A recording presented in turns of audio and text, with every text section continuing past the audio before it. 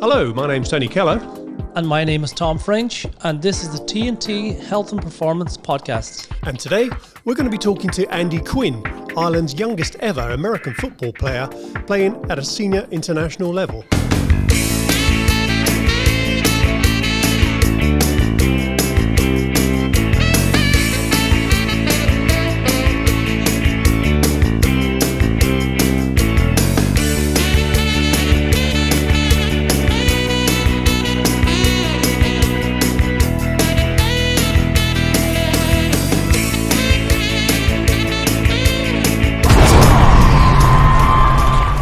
Andy, welcome to the podcast. Thanks. Delighted to have you on. So we're going to start with, can you give me a brief introduction of how you became an NFL kicker? Alright, so it all started, probably started with my rugby, sort of growing up playing rugby, and I was always a decent kicker. Like during lockdown, I would have had no one, like we weren't able to meet anyone and no training, so I just focused on kicking because you can't really pass yourself or tackle nobody, like. So I ended up just becoming really good at kicking during lockdown of a rugby ball, and over the course of lockdown, like I'd spend 3 or 4 hours a day just going down kicking because there's nothing else to be at. And then in TY I went to do work experience as a cameraman for Peter Bracken, a friend of my dad's, and he got this American footballer to come down and teach him how to kick an American football, and it was a sort of video for himself. And I was sort of looking at that happening and thinking, geez, I could do that easy, and put down the camera, and then ended up kicking relatively good compared to this CFL American footballer who was Tig leader. And then 6 months later, Tig ended up setting up a competition in the Aviva Stadium. Well, the final was in the Aviva Stadium, and basically he was going around Ireland trying to find Ireland's kicking king. And so there was a day out in Dangan. I came second in that. Then there was a day, the day before the final, it was in Lansdowne Road in the training pitch. There was 15 people from all around Ireland, and I ended up beating everyone and not missing a kick. So 3 of us from that 15 got to go into the Aviva at half-time during a Aer Lingus College Classic with 50,000 people in the stands. Fantastic. And we got to kick 3 balls, and I came away winning that. So then 2 or 3 weeks after that, Tig Leader started up a kicking school, basically trying to get kids from Ireland to get basically scholarships to America. And I was training with him on and off, still playing rugby all the time, and I'd do this just every 1 or 2 weeks. And then come January last year, he gave my dad a call saying that I have a interview with this high school that's in the UK. He didn't mention that it was the NFL Academy and that it's all funded by the NFL, and it's probably the best place you could be as a high school player outside of America. So anyway, the call went well with them, and they asked me to come over for a trial. The first time I went over, I got injured, tore my hip flexor. So then I went back in July and went over, didn't miss a kick the whole trial that I was there, and they said, can you come in on Monday? Very good. And start living in Loughborough in England, and that's my story with American football so far. Very good. So we'll bring that back to... Yeah. So where did you start? What kind of training did you start with? What age did you start training? For American football? For just general training, did you play other sport? So my whole life I've been playing sport. So I went to quite a active primary school. Like 3 times a week after school, we'd be out playing rugby. We'd be swimming twice a week. Then myself, I play Gaelic football, soccer, hurling, any sport I could really play. I just go out and play it. And I just loved sort of the competitive aspect of sport that like you don't really get that much in life. And I felt like I could just grow and be able to perform there. So started sport 5 or 6, and then throughout primary school and secondary school I just kept playing it. And then I started dropping off sports, pursuing rugby mainly. And that's what age were you then? So I dropped sort of all other sports at around like 15. And that's when I was brought into like the Connacht underage setup and stuff. So then I sort of said, like, I'm not playing for any counties or anything, so I may as well just stick with rugby. Yeah, I think it is important that for any young athlete that's listening even here today, that it is important to play more than one sport. You know, it sets you up for later on where you have way more attributes. No matter if you're playing soccer, hurling, football, when you add 3 or 4 together, you know, it does make you better. If you're, instead of sticking to one, any of those that specialise at a young age, the stats are out there that they don't end. You never see them after like 19, 20. Yeah, you can't really, like, you get so many other attributes from like Gaelic football. You have the endurance that you wouldn't get from just playing rugby, and then from soccer you get a bit of agility and stuff that Quick you just can't. feeds, You can't emulate that in training as well as you can in a game of that sport. Like, so you went into Connacht Rugby. So Connacht Rugby is obviously the highest in that area. So that's a really good standard. Yeah. How long did you stay there?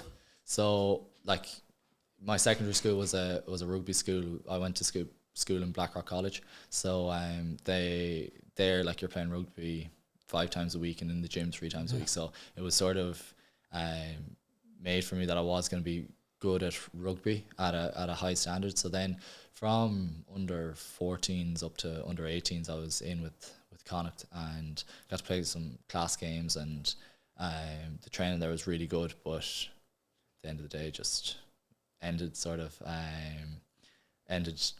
quicker than I'd wanted. But then I sort of thought, when I got like released from that, I just wanted to be sort of resilient and get back at what I wanted to do, which was play rugby. And they told me they'd bring me back at Halloween the next year. But basically what happened that summer was I won the Kicking King, and I sort of became a little bit more disinterested in playing rugby because there's only a certain level that I was ever going to go to anyway. I probably wasn't going to make it.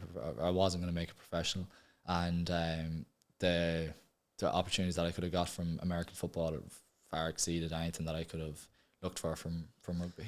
Yeah, I think that's fantastic, because for any young athlete, again, that when you play one sport or you play 2 or 3 sports when you're younger, and if you don't make it in one, there is many other sports or many other even individualized disciplines that most people can make it. They just need the sport or the individual say competition that suits their ability. Well, I think it's ridiculous sort of people thinking that by just focusing on one sport from when you're 7 till it doesn't work. Like you're gonna become like, everyone's different, like, and you can, like, there's so many people that just don't know that they're good at a sport because they've just never tried it. Like, never tried different things. I've had many young athletes that specialised when they were young and trying to talk to the parents to stop them from maybe getting them to move, trying to move them into other sports, but they're dead set on, no, they're going to be the fastest athlete, fastest 100-meter sprinter. Like, they win all the races, like 9, 10, 11, 12, 13. They beat everybody off the park.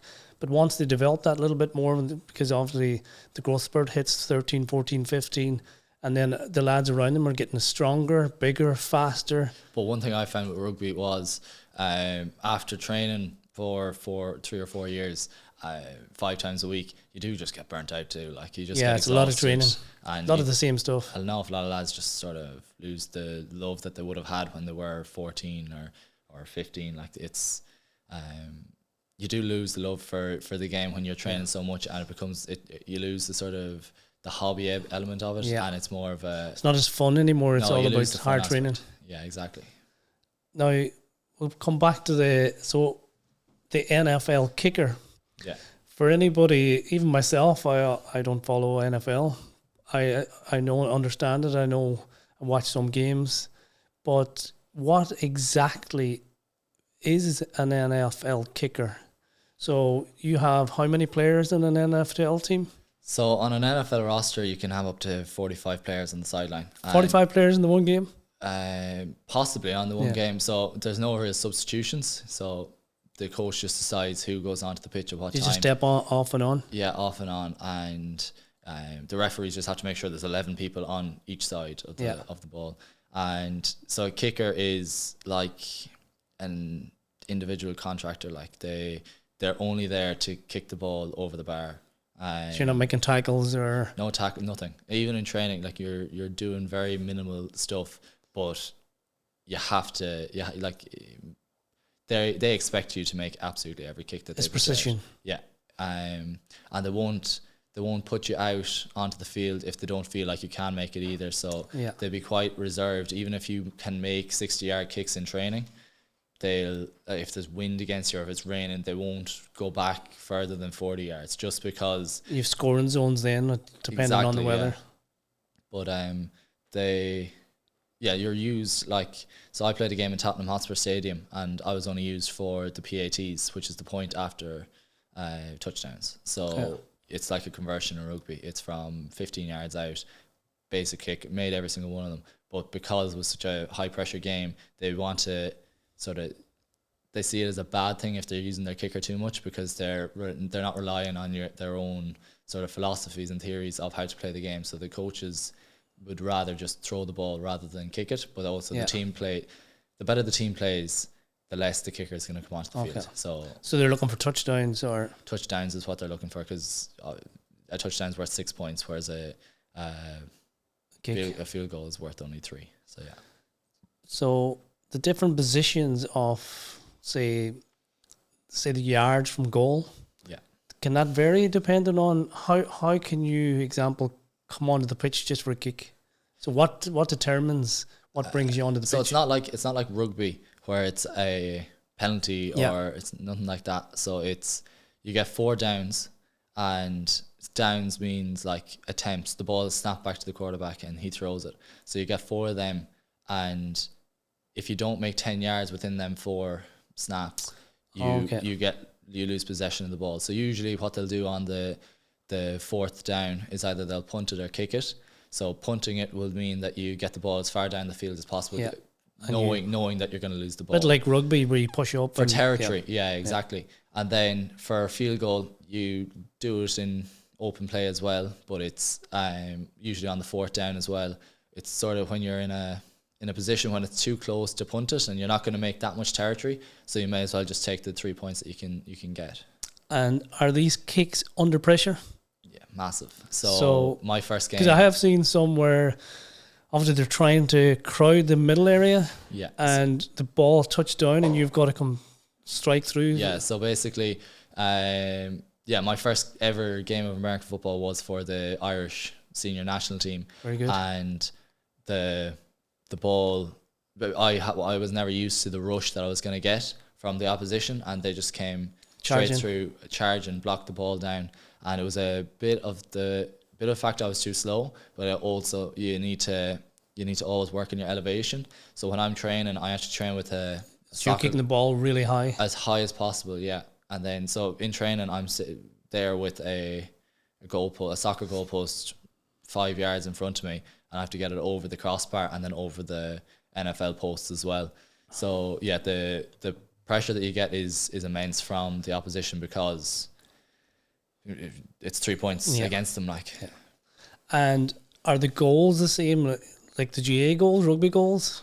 Are they the same width, same height? It depends. So so for high school, college, and NFL, as you go up, they get slimmer. But I don't really notice that much of a difference. I always train on either rugby or GA posts whenever I'm here at home, because it's just accessible, and it's easy. And are all these kicks directly behind the line? Are they? Can you have some to the side? There's some variability. So for high school, it's actually high school is the widest you can go, and then college it gets in tighter, and then NFL it's really tight, and that's not to make it easier on the kicker. It's actually to make it harder on the defense and offense, so that in NFL there's more space out wide. Okay. So college or high school have less space to cover, sort of. But you rarely go 5 meters to one side of the post, so it's usually quite in front of the post. And the biggest aspect you have to focus on is your height and your distance. The accuracy doesn't really come into it, so long as you hit the ball sweet. it usually goes straight. So have you a specific technique every time? Yeah, so you're only able to take 2 steps, I take 2 steps back, 2 to the side.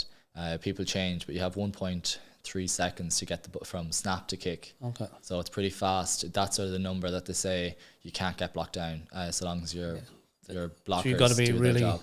Yeah, so you have to be switched close to it. So I take a jab step, which is just a sort of a tempo setter, and then 1 step, and then a plant step, then I kick. So it's 2.5 steps that I take before I kick a ball, and like NFL kickers can kick that 75 yards, like, which is pretty impressive. Must have been your furthest distance kicking? 60 under pressure? 60 yards. Under pressure, probably 58 yards. I won Ireland's Kicking King at 58 yards. So that was to win flights to America. So I'd say that was pretty high pressure.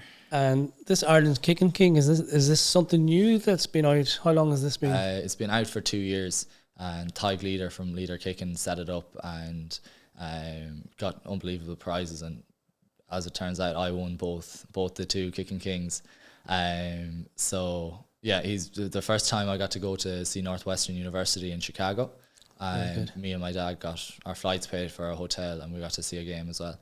And then the second time I had the opportunity to go to Pittsburgh and watch a Pittsburgh Steelers game.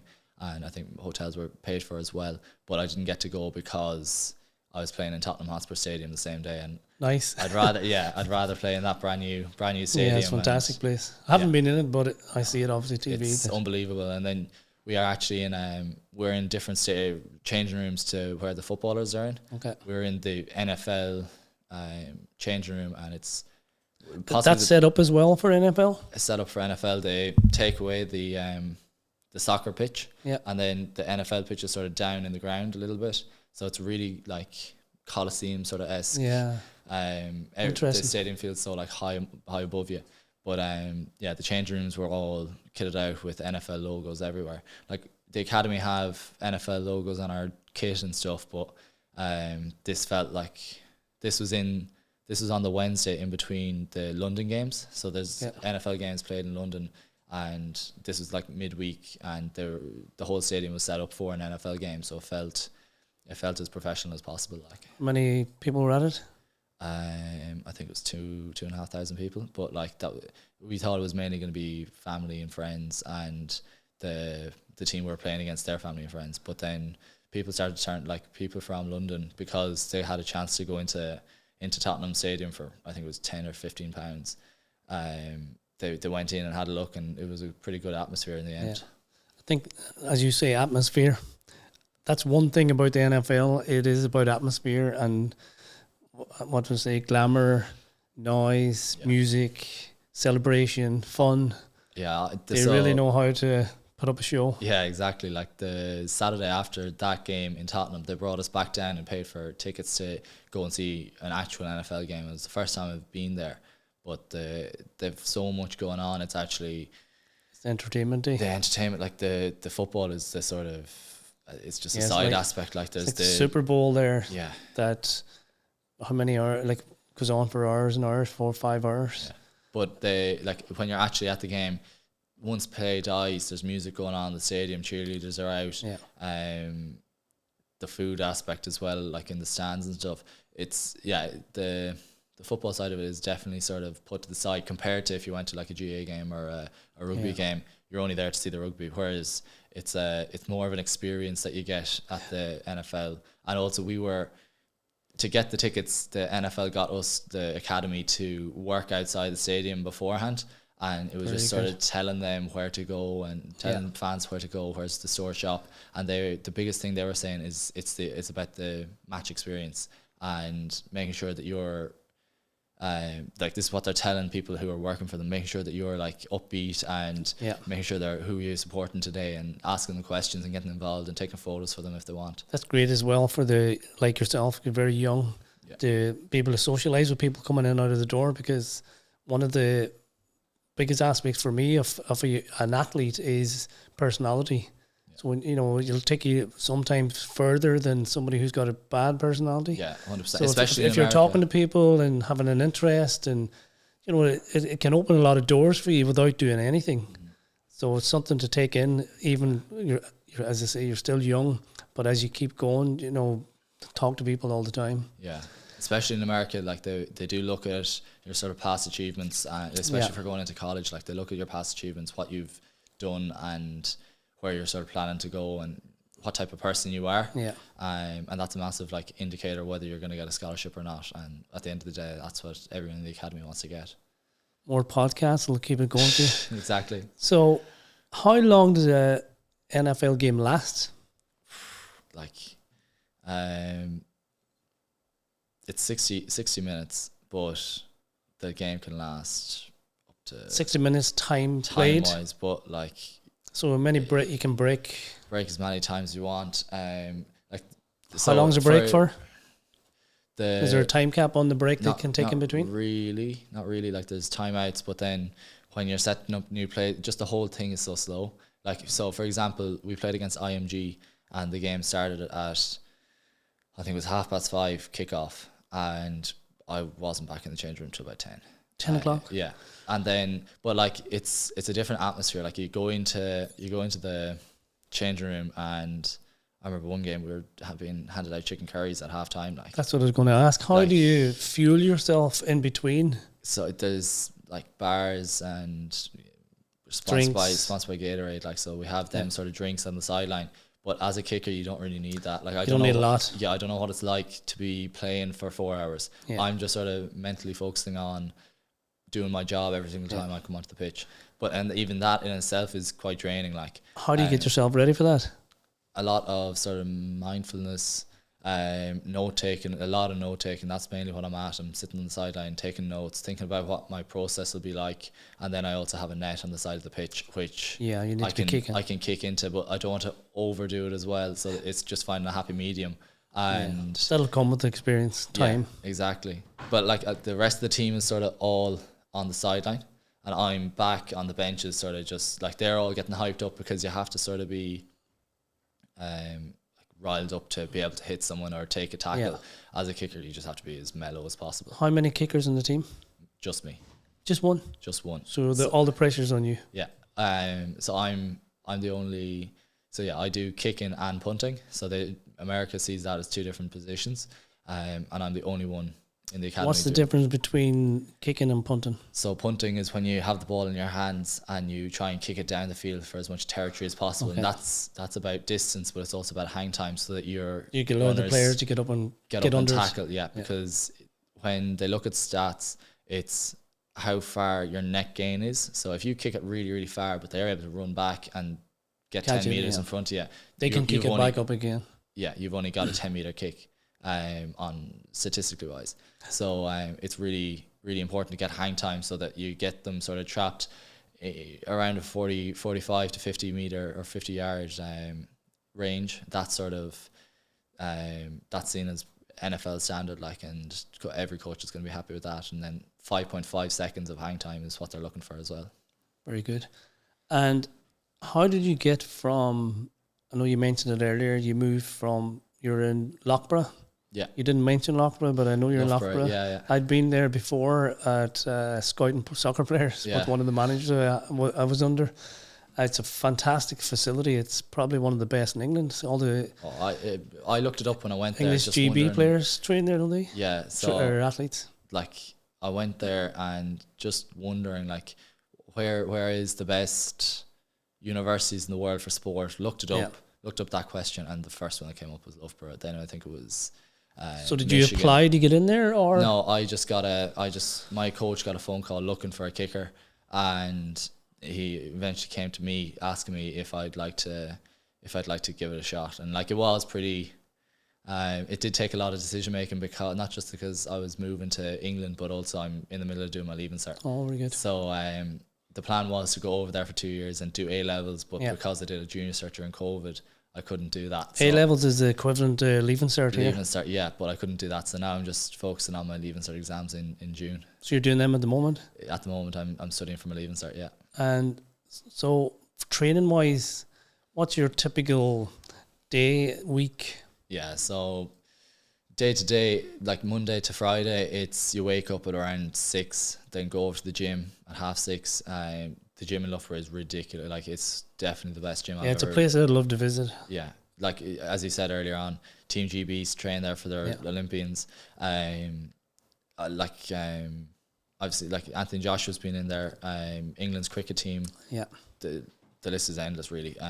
Anyone who's in the sporting world in England has probably been there or trained there. So obviously the gym is unreal. So we go to the gym 8:30. We go to breakfast. Then 9 o'clock we do our academics because we're student athletes. So we have to focus on that as well. So then I just go to the library or something and do some study.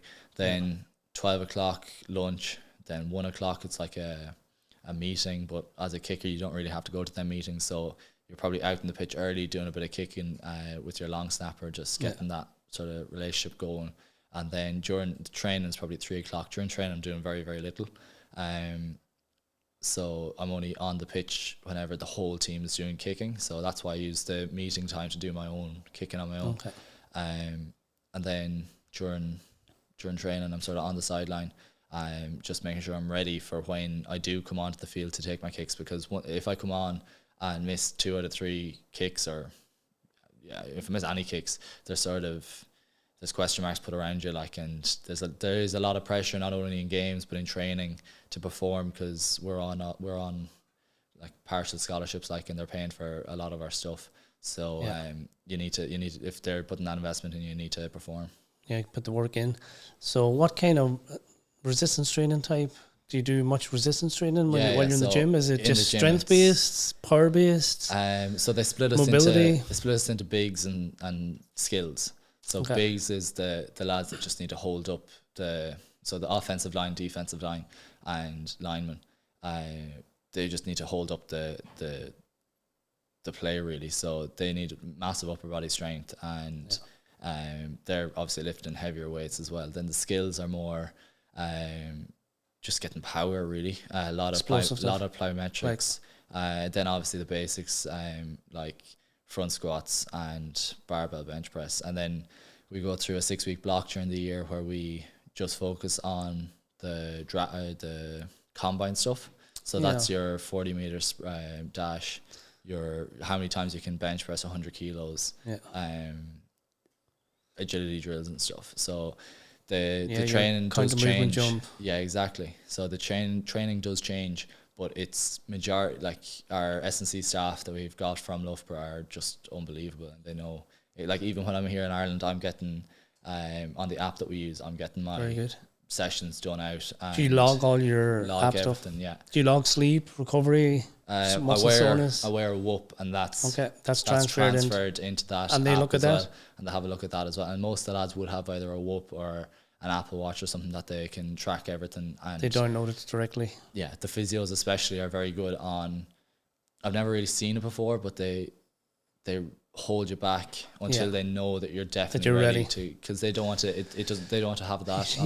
One of the biggest problems, same for yourself in soccer, that like I work really close with the physio, and between the two of us, we decide if a player's training full session, if he's coming out completely, is he going to the gym off feet loading.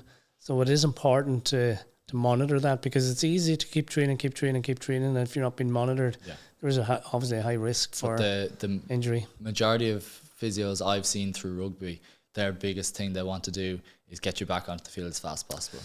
Which is the wrong thing. Which I've learnt now, being in Loughborough, is the wrong thing. In Loughborough, their attitude is they want to get you back onto the field as fast as possible and as healthy as possible. As healthy as possible, yeah. It's very important for the player themselves.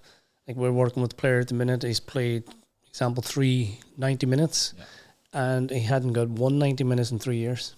Yeah, you just need to. We're pulling them back. Yeah, exactly. And like I can see it, like, because I'm on the sideline so much, I can see it from the physio's point of view, where like lads are literally like not crying, but like they want to get on. I'm okay. Surely I can up my training. Players will risk it, and they won't open up. They'll chance because they want to be playing. Everybody wants to play. It is also tough on lads who coming from like the academy. Like, there's lads coming from all over the world: Nigeria, Germany, Ireland, and it is tough on lads to be in the middle of nowhere to them, and not doing the thing that they love and not playing sport. Like, it is, I can see their point as well. It is tough, like, to do that. So this team that you're training with in Loughborough, How many games do you play a year? So we've played 3 so far this year, and we have another 3 coming up.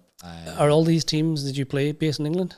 No, none are based in England. None. So the last. So are you the only team based in England? No, we're not the only team based in England, but we're the only team of our standard based in England. So you're high level. The NFL wanted to outreach to their global audience basically, and get more global players coming into there. So they set up the NFL Academy to sort of go around Europe and Africa, and actually Australia now as well. We have a few players from Australia, just to find the sort of the best players, not just even the best players, the best athletes that they can convert. Nearly from other sports. Half the team is either from basketball, rugby, athletics. Either you're very fast, really big, or the quarterbacks sort of have to be from American football backgrounds. But everyone else they're just trying to find the best athletes, and they want to get as many players. They've set up the international player pathway, which brings you straight into the NFL, and then the NFL Academy is set up to bring you into college, then into the NFL. So they're sort of giving you a better pathway through there. So, and that's when you're saying from college to NFL, that can be any team in the NFL? Yeah, any of the 32 teams. So you'll be going for trial? So for example, the IPP lads, so they've done college somewhere else in the world, but they're still unbelievable athletes. This week they're going through their combine stage. And so for example, the kickers, there's 5 kickers in it. They'll be having all 32 of the NFL teams coaches looking at them kicking, and they're going to decide whether or not to give them a spot in their team for next year. And then also the NFL have added in 1 free spot for an international player into their roster. So I think usually you have a 45-man roster. Now there's 46-man roster if you have 1 international player. So it's given us a sort of a pathway. So there's 32 extra spots made especially for international players. Very good. I find it amazing that to get on a team that you're doing a test of speed, agility, reaction, that it's not 100% based on skill. Yeah. So there's a few. It's to do with, your physique, how fast you are, how strong you are, and lads are getting signed up because obviously the 10-yard dash, they were the fastest 10-yard dash. It's obviously it's something in the NFL that they feel that they can transfer the skills to anybody as long as they have the ability. For the IPP, the main thing that they're looking for is someone with you're looking across the board and they have 1 massive big spike where they're ridiculously fast. Yeah. So they know that they're not going to be the best American football player, but so long as they can show that top 1.1%. They'll teach them how to catch the ball and run. Yeah, they can do the rest. Yeah, exactly. So they're trying to find athletes and create them into American football players to grow the market outside of America. So you're still a very young age and you're finishing your leaving. When you finish your leaving, what would be your interest? Are you going to continue studying, or would you look at... Yeah, so I've been offered a place at the academy for next year, so I'm going to be doing 2 years there. And then after that, hopefully get either scholarship or come back to Ireland. And scholarship in America? To America, yeah, exactly. And I'd probably go down the sports science side of things, at the athletic therapy or athletic performance. I do want to stay in the sports realm, so yeah. Very good. And I didn't ask you this, diet wise? Yeah, so diet. Do they teach you much on diet, or? Yeah, so we have a full-time nutritionist we have full-time nutritionist, full-time psychologist, yeah. I was going to ask that question in a second. Yeah, so they don't, but because it's funded by the NFL, they don't hold back on anything. Everything is there covered. So we have a nutritionist there. We come out of our gym session and he has 45 smoothies there left. Take 1, drink that. After training, we all have our Gatorade shaker bottles. We leave them on the table clean, and then we come back after training and they're filled with a protein shake. Then for food wise, the majority of the team are getting all their food from the uni. Yeah. So it's like you walk in, you have a buffet, but there is also healthier options that we're encouraged to get. There's a salad bar, And actually, because the sort of nutrition side, not because we were losing weight or gaining weight, actually because a lot of the players were getting sick, they ended up having a member of the strength and conditioning staff come in and make sure that we're getting enough greens and veg and enough colour on our plate. And this is all free? All free, yeah, all paid for by the NFL, which is unbelievable.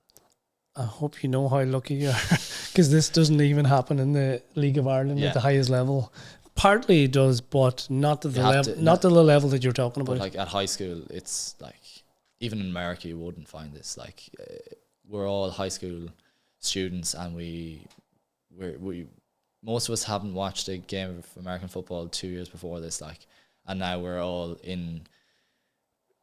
on a sort of scholarship, getting food paid for, must be pinching yourself, accommodation paid for, flying over and back. Like, on the 23rd, we have a game in Dusseldorf. Back in December, we were flown over to Paris for a training session. I did 5 kicks, I think, for the whole 3 days that we're over there. Like, so amazing. Yeah. Are you documenting your journey?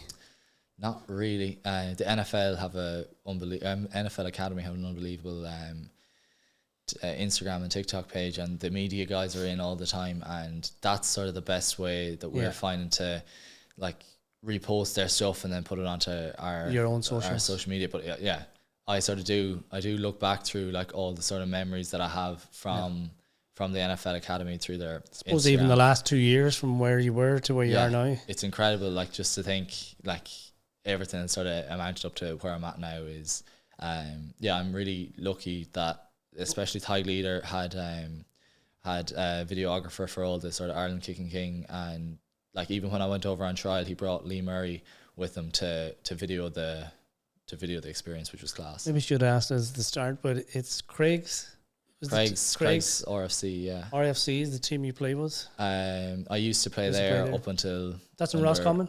Roscommon, yeah, and then I moved to Buccaneers RFC, and that's where I play now and before I moved to the NFL. But I got to a cup and league final with Buccaneers and really enjoyed my rugby there. So I really got a good platform of like my athletic profile there, and then also in Blackrock College, where that's where the majority of my strength and conditioning I found it, like, was in Blackrock College, working with their S&C staff there. Very good. I have one main last question, and it's to do with the sports psychology. Yeah. Because your part in playing is, it's not running around the pitch, it's not stuck in the middle of the game. It's about keeping yourself right on the sideline, concentration. Do you do much on that side of it? And do the sports psychologists work with you one-on-ones? Do they work with you in groups? So the sports psychologist works with me one-on-one. Every Wednesday we meet once a week. And she sort of covers a wide aspect of it, because every lad there is completely different. Like, some lads are struggling, like, being away from home. Some lads, it's the academic side, stresses of exams coming up. But with me and her, we mainly work on my mindset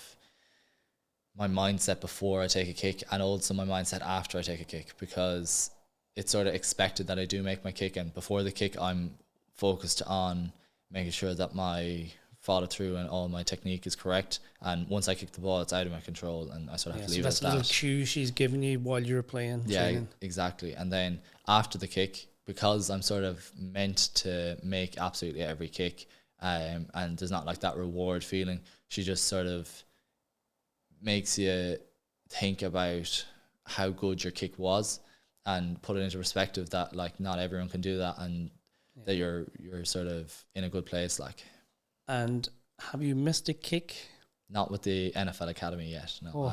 You don't know. So you don't really understand yet what happens when you miss a kick, but because the mindset might change. Yeah, 100%. But in training, I've had bad training sessions, and it's just after that. It's a different kind of pressure when you're, say, playing a match. Yeah. Than in training. Yeah, I find in a match, and like at them very high pressure situations, I just go into this sort of, she calls it a flow state, where I'm just... You see that with players, that everything they do just looks unreal. It's magic. They're floating through. Their passes is amazing, and it's been around for years. This flow state is just... just comfortable with the environment. Nothing can go wrong, really. Yeah, and especially when you have lads around you, because there's so many moving parts in a NFL kick. in a field goal, the ball's been snapped back. The snap has to get he has to have a good throw so the holder can catch it. Then the holder has to leave it down, and then Perfectly. he has to flip the laces around because you can't kick the laces. And then I have to go through and follow through the kick, and then the people in front of me have to 3-phase. But then there's another layer of it where the people in front of me have to block and make sure that they don't come rush and block the ball down. Yeah. So there's an awful lot of moving parts that the average fan wouldn't really see because on TV they just flick to it for 2 or 3 seconds when the ball is up in the air and you see, oh, it's gone over easy. But there's an awful lot. Everything else is going around. There's an awful lot of moving parts in it. Yeah. Very good. And look, we're really looking forward to see your journey or follow your journey as you go. Yeah. And we would love everybody to follow you as well. Yeah. Where can people find you or see some of your stuff? I'll be reposting anything that the Academy have up on my Instagram, which is Andy Quinn 12, I think. And yeah, everything on my journey is going to be up on that. And really, really looking forward to seeing where I can bring this. And it's a pleasure meeting you. And Thanks. I'll shake your hand. Thank you very much. Thanks a lot for having me on. Thank you.